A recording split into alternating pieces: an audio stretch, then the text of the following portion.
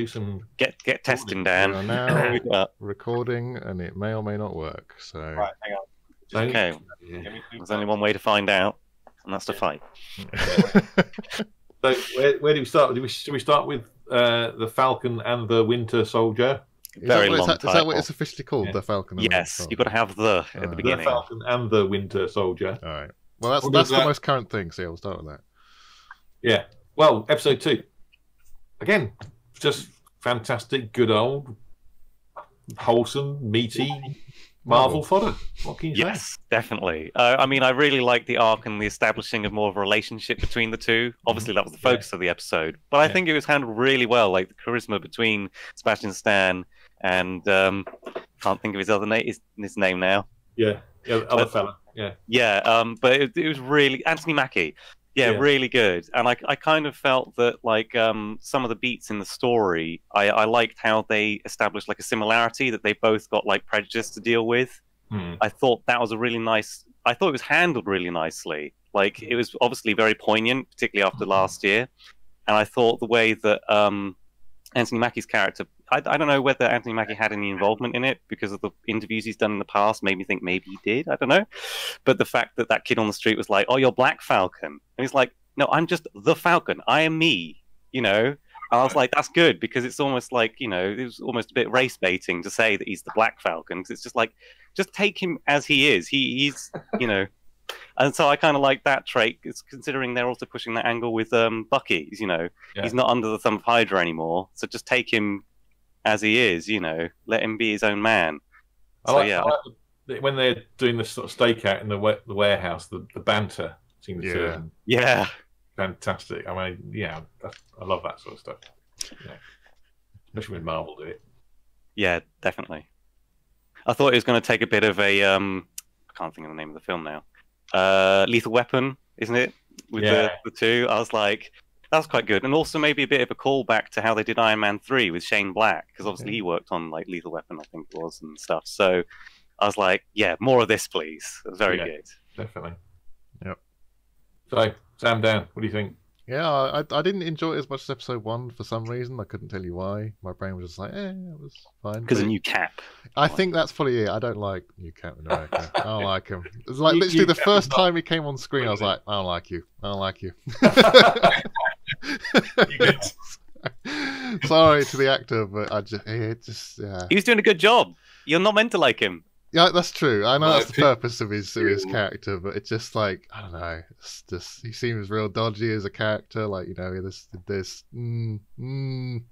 suspicious of his of new Cap, but also he's just, I didn't like you. Yeah, he's not Chris Evans. I don't like him. Sam, come on then. I liked it more this week because last week I didn't really vibe with it. Like, I just didn't think it was bad. It was kind of like, that's cool. And it's not the best thing Marvel have ever done, but it has potential. I think it's getting there. It's on a pretty regular good. basis. It's just solid and good. I was going to say this one just gone. I got a lot more out of it. I kind of started to finally feel like it was finding its feet. See, for me, I really like Wyatt Russell, the actor, and I don't want to see them just do new Captain America equals terrible. I don't want them. I want them to actually I think. Obviously, I'm assuming we were going to say spoiler warning here, but when he kind of said at the end, "I'll stay out of my way," I was like, "Oh, do you have to make him terrible? Like, why can't you actually make him like a genuine guy who's just trying to live up to this?" No, you made him terrible. Oh, okay, great. So he's just going to be this kind of. I don't know what it is about Marvel and having punchable antagonist. It's like the dude from WandaVision, like that army guy who was just kind of He's just a douche for no reason. Yeah. It just kind of irritated me a bit. To hate them, you've got to. Yeah, it makes them antagonistic because you want to punch them in the face. I hope they do something a bit more with it. But I have to agree with what Elliott said. I love the way. I'm glad that Disney finally are not shying away from these real world issues that are kind of a big thing right now, and quite rightly so. I'm glad that the way they approached that, and the way they approached that, I thought was really good and well done. It wasn't too on the nose. It felt real. It felt it's a bit more organic. It's like, this is actually in a world that exists. Yeah, makes sense. I feel like there was clearly some input based on, I don't know, experiences. I feel like they consulted, let's say, people who would have been affected, but I feel like they just did that very well.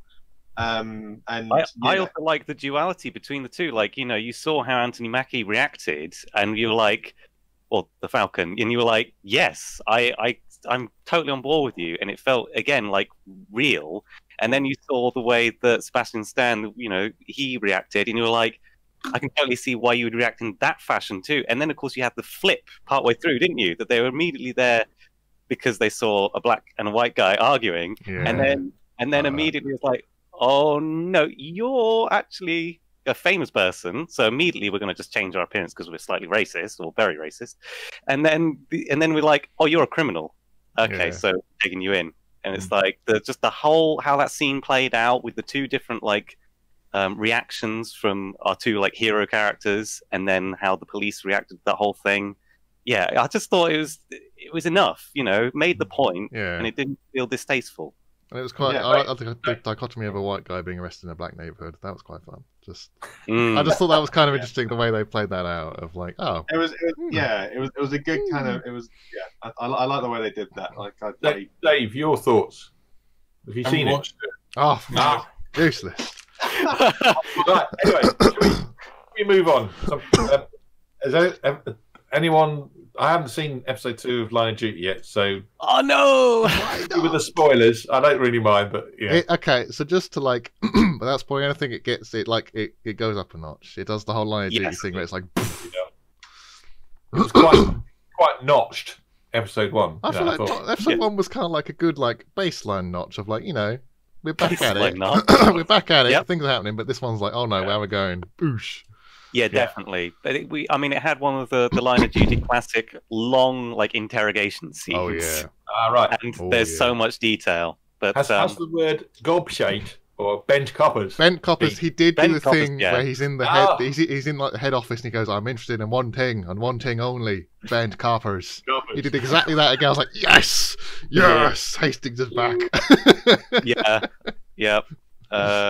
But yeah, some real nice twists and turns last episode, and I wish I kind of could talk about this, but it'd be a big old spoiler. Yes. But they do Jed does some really nice twists with the writing that initially you could be like, oh, Jed is going to set us up in this way, and then you're trying to plan ahead of it and think, well, actually, you could read it the opposite way, and it doesn't mean what I'm meant to be thinking.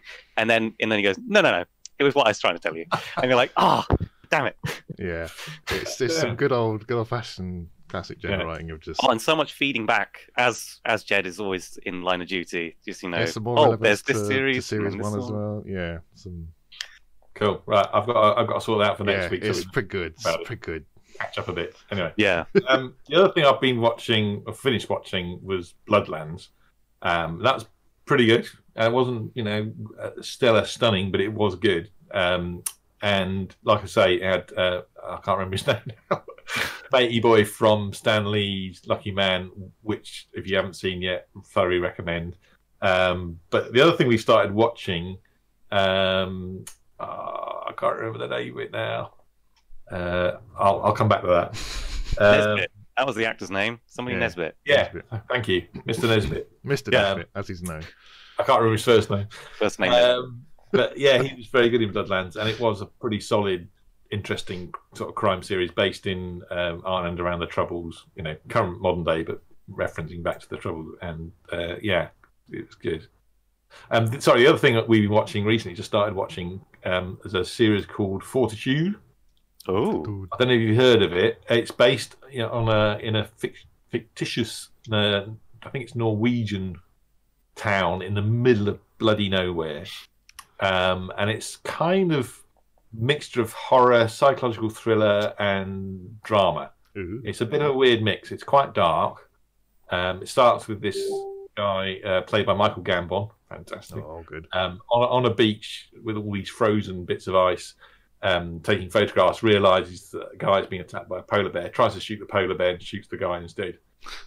It goes from there, and it just goes. You go, what? And most of the time, we're going, what is going on? Who's he? What's happening there? And and there's all sorts of weird stuff going on. So it's kind of keeping us quite interested. And it's quite, it's got that very kind of nice dark noir, like a bit of dark noir feel to it. Yeah. So 3 seasons of it at the moment. Blimey. See how it goes. Fair enough. Anything else new on the horizon? There was a Suicide Squad trailer that came out. Oh yeah. Oh no. No, I think that looks really good. I'm actually kind of interested in that one for a change. I usually don't give a crap about DC, but James Gunn, and it looks kind of more like along the lines of Deadpool and that sort of thing. Yeah. I'm interested. I'll give it a go. It sounds like he has a lot of creative control, which is a good thing. I'm very excited to see Sylvester Stallone as King Shark. That's hilarious. Yeah. That's pretty good. I like the fact that they're not ignoring the previous one existed because it's still canon, but they've just kept the best things about it. Yes, I do find it funny how they've picked out all like, you know, Margot Robbie's still Harley Quinn and all this thing. It's like, well, it's kind of the same. I thought, what's her name is who's the woman who kind of controls her? I forgot her name. Oh, not Octavia Spencer. Amanda Waller. Amanda Waller. Yeah, I can't remember her last name. Yeah. Jesus, yeah, no, I'm glad they've got glad they've got her back. I kind of hope they bring Will Smith back. That's because I quite liked him as Deadshot. I thought he was pretty good. Yeah, I was quite surprised to see that. But they've got Idris Elba, who's fantastic. Yeah, I kind of feel like it looks like he's going to just replace him in terms of like character, skill set, and everything. And I'm like, although okay. it seems like he is more on the same side as Rick Flag, as in it doesn't look like he's so much of a villain turned good guy. It just seems like he's more of an anti-hero. And wasn't necessarily a bad guy, you know. Whereas Will Smith's character Deadshot was actually like convicted felon, and they were like, okay, do good things or get blown up, and it's so be interested to see. I mean, there's a lot of interesting. I mean, it looks very different stylistically. Yes. Yeah. Very different. Yeah, I'm not that like casts always save a film, but the cast in this is pretty good. I feel like. I'm not seeing John Cena lead role could be interesting, but. You know, it's got Nathan Fillion in it. I mean, yeah. I like when I saw him walk past, and it was just the side of his face, and I was like, "That's Nathan." And I went, IMDb, quick check. That's like the first thing I saw on the poster that James Gunn posted. I was like, Nathan Fillion. Okay. Jai Courtney again. Yeah, I was quite surprised to see him. I mean, I'm happy to. I think he played a good Captain Boomerang, but I just remember him from A Good Day to Die Hard, and I hated that film. So. Yes, yeah, there's a few he's been in that have been rocky. Well, he's kind of like the new Sam Worthington, isn't he? Yeah, I can see comparisons there. Sam Worthington. He's kind of where did that go? There was a point when he was doing loads of stuff, and then I watched that film. You've probably seen it, Dan. The film Rogue. It's an Australian film about a killer crocodile. It's actually quite good. So maybe. I mean, it's got killer crocodile. It's actually quite good. Yeah, it's like a mid-budget Australian film. They do really well with the budget they have. So actually, and some of the visual effects, considering it's 2007, hold up quite well. But Sam Worthington shows up. There's a dude who like played a guy in Neighbours. I was like, what? What are you doing it? I mean, I know it's Australian, but like Australia's quite big. And Mia Wasikowska in it as well. Before she got really famous. Blimey. Yeah. Crikey. So it was kind of weird. Yeah, so that was kind of a weird kind of throwback. But yeah, what Sam Worthington, man. Like I know he was everywhere. He was in Terminator, Avatar. I think was he in Call of Duty at one point? Yes. Clash of the Titans. Clash of the Titans. 2 of them. He was everywhere for that era of the 2000 and whatevers. Yeah, blimey. Early 2010s, and then. Yeah. Anything else people have been watching? Do I get to do an anime section? That would be pretty cool. An anime section. It'll just be down on the webcam. Just me. Yeah. Like, what was I watching last time? Whatever I was watching last time I finished, but I'm now watching Kuroko's Basketball, which is a basketball drama. Which sounds ridiculous, but it's fantastic, I think.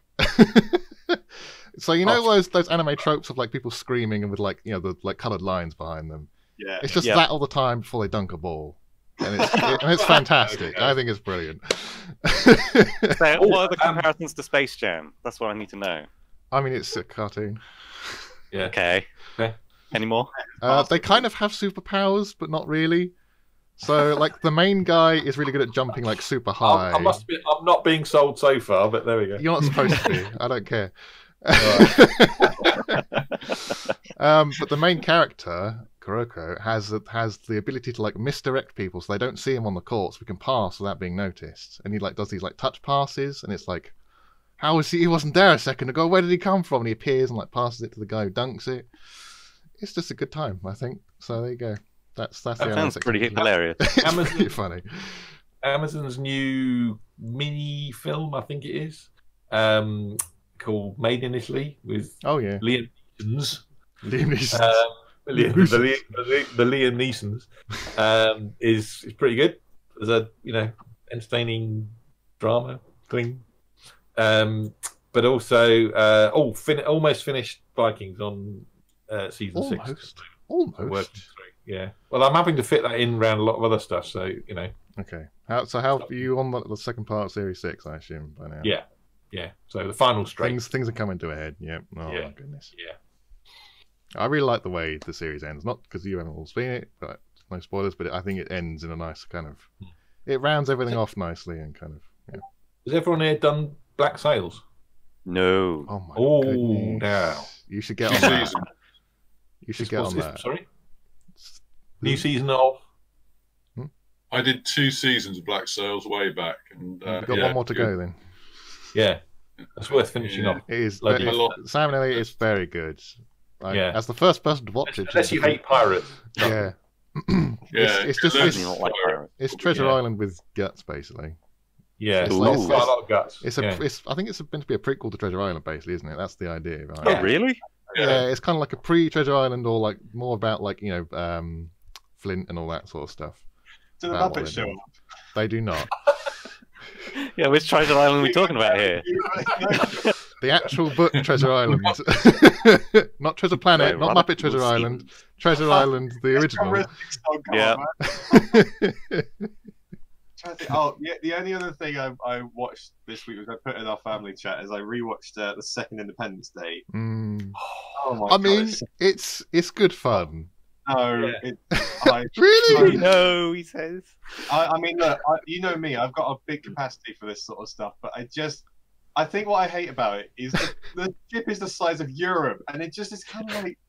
Yeah, I've only seen it once. I don't remember much about it apart from Jeff Goldblum. So. And I just was watching it like. The threat just feels like kind of nothing. Like, at least in the original one, like, you've got the build up to the threat, and like, nothing happens for a while, and they're like, oh, this is kind of exciting, and then it's like, oh no, and then in this one, like, it starts out all right, and it's kind of like, oh good, Jeff Goldblum's back, that's great, okay, cool. Way too much like green screen. Like, have they got any actual real sets? No, okay, cool, that's great, and then they kind of just do the same thing, but bigger, but it doesn't feel bigger. Like, for instance, you've got this like the giant queen, and it's basically like, okay, so this is aliens. Fine. There's shameless. It is pretty shameless, like the way it is basically just aliens.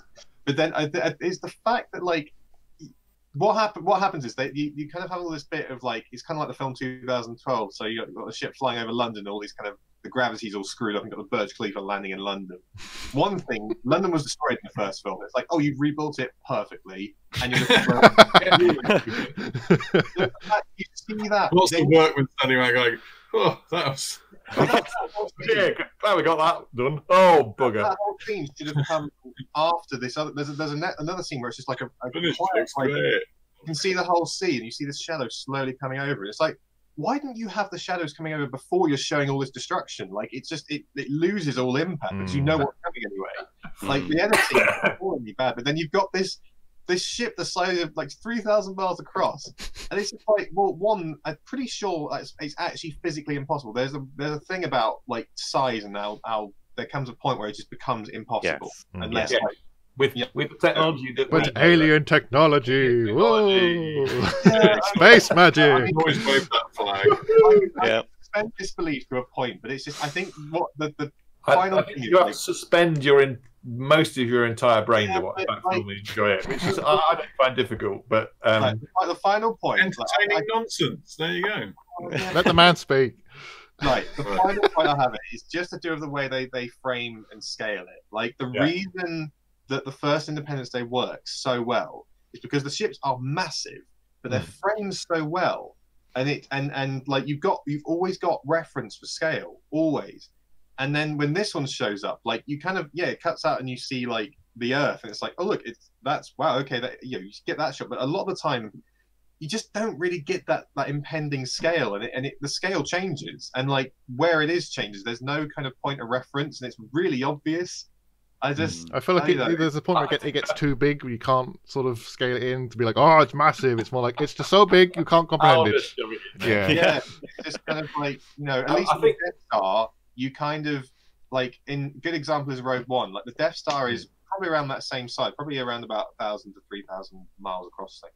But the way they frame it is very different. And then when you see it coming above Scarif, it's so massive that you kind of you've got it really hidden behind like the haze of like the atmosphere, and you really feel that size. Whereas the ship in Independence Day Resurgence is just kind of okay, and you see like random different countries where like the landing gear is kind of just crushing it. It's like, how is that there and that's there? And come on. I think the best way to approach that film is to treat it a bit like a very high budget version of Sharknado. And just oh my god! Wow. It's just going to be a complete bag of shit. You've offended so many people there with that sentence. The best way to approach it. Sorry, all the people started to work on that film. Anyway, I personally just quite enjoyed it just for its complete. It was complete. It's got to go in one of your videos. Yeah. Imagine this as a high budget version of Sharknado.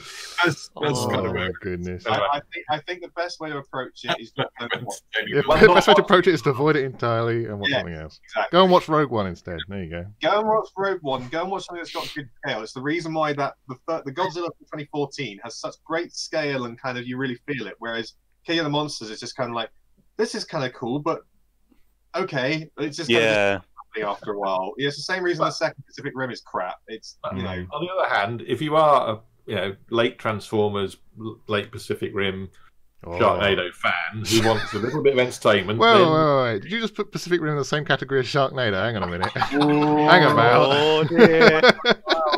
Well, the first one, the first Pacific Rim is brilliant. You can't not say it is. Yeah. I don't mind. I'd pretty much watch anything and just let it move me. Anyway, should we call it there? I think so. Yeah, I think so. Got down to the kind of. In too many mentions of Sharknado, you know it's an end there. Yeah. You know it's going to. That's it. Bye, everyone. We're done.